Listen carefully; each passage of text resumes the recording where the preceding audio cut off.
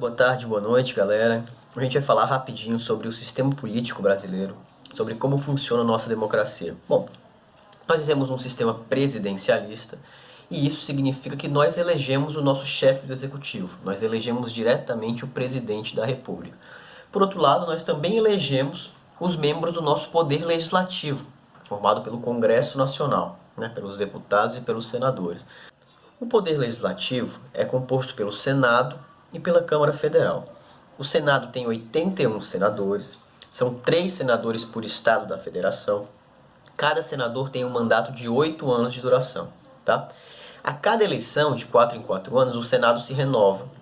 Mas numa eleição ele renova 1/3 dele, e em outra eleição ele renova 2/3 dele. Por isso que a cada 4 anos na eleição para Senado, vocês votam em um senador em uma eleição e em 2 senadores em outra eleição, como foi a última, de 2018. A Câmara Federal, por sua vez, tem 513 deputados. São os deputados federais. O número de deputados é proporcional ao tamanho dos estados, à população dos estados, com um mínimo de 8 deputados para o estado menor e o máximo de 70 deputados para o estado maior. Agora vejam que interessante, as origens partidárias do presidente e dos parlamentares, elas são desvinculadas. Nas eleições, você pode votar no presidente de um partido político e votar nos senadores, os deputados federais de outro partido político. Isso gera uma situação que é a seguinte: os presidentes eleitos, em geral, eles não são de um partido que tem maioria no Congresso, maioria no parlamento, porque as pessoas votam no presidente, mas votam em senadores e deputados que não têm o mesmo partido, as mesmas visões ideológicas e etc. Então nunca na história da redemocratização brasileira um partido teve maioria sozinho no Congresso. Isso faz com que os presidentes sejam obrigados, para poder governar, para poder aprovar suas leis, a fazer coligações partidárias. Isso que seria típico do parlamentarismo. Vamos lembrar como é que é o parlamentarismo. O parlamentarismo, você elege os deputados, os congressistas, e eles, a partir da maioria que formam ali, eles elegem entre eles o chefe do executivo, que é o primeiro-ministro em geral. Então sempre o primeiro-ministro tem, por definição, maioria no Congresso. Ele pode aprovar suas leis e governar tranquilo. Quando esse primeiro-ministro perde a maioria, ele perde o poder. No presidencialismo, o presidente não tem necessariamente essa maioria. Então os partidos que ganham as eleições para presidente são obrigados a formar coligações. E aí como é que eles fazem? Pensem o seguinte: pensem o espectro político do Brasil, da esquerda à direita.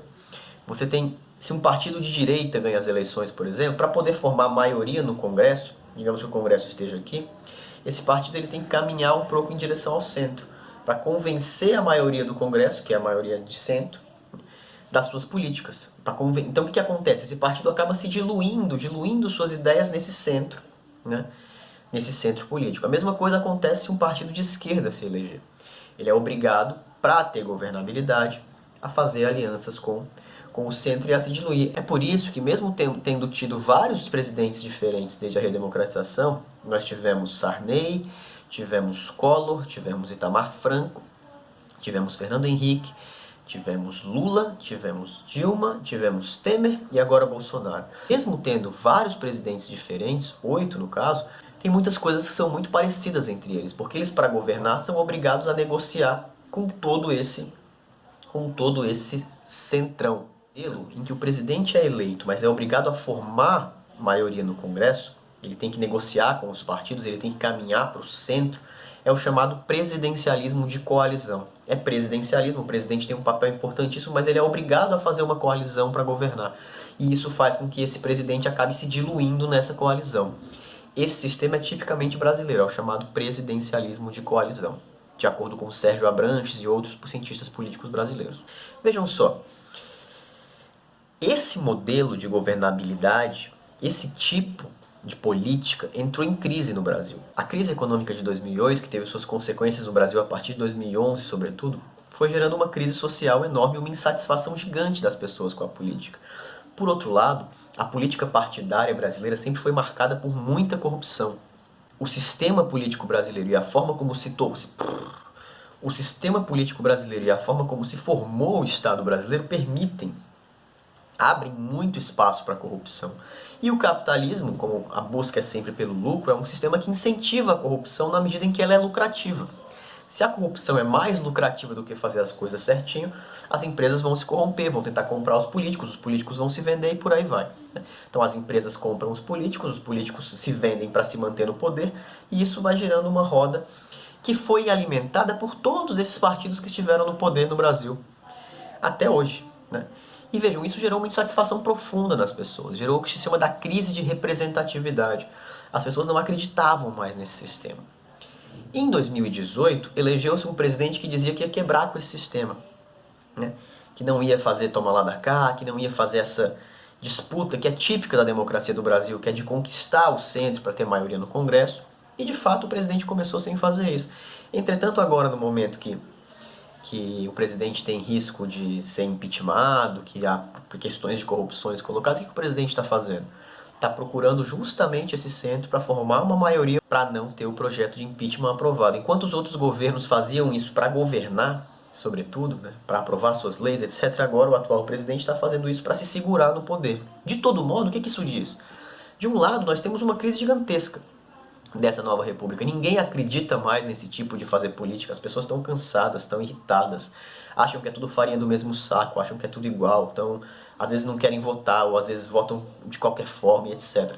Por outro lado, esse presidente que foi eleito, por exemplo, dizendo que não faria nada disso, né, foi eleito em parte por isso, por se apresentar como algo de fora do sistema, embora ele fosse deputado há 28 anos, esse presidente não consegue romper com esse sistema, porque quando viu o seu mandato ameaçado, o que fez foi correr para tentar, da pior maneira possível, na verdade, né, comprando, distribuindo cargo, etc., formar essa maioria no Congresso, não para aprovar projetos, reformas, etc., mas sim para se segurar no poder.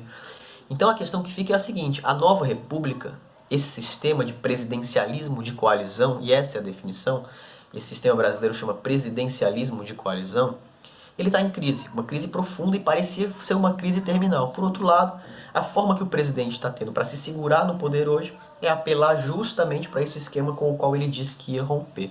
Será que esse esquema vai acabar? Será que a gente vai ter um outro tipo de democracia no Brasil? Será que vai ter um outro regime que não seja democrático? Isso são todas questões em aberto para a gente pensar. Beleza? Espero que tenha sido útil para vocês. Até a próxima.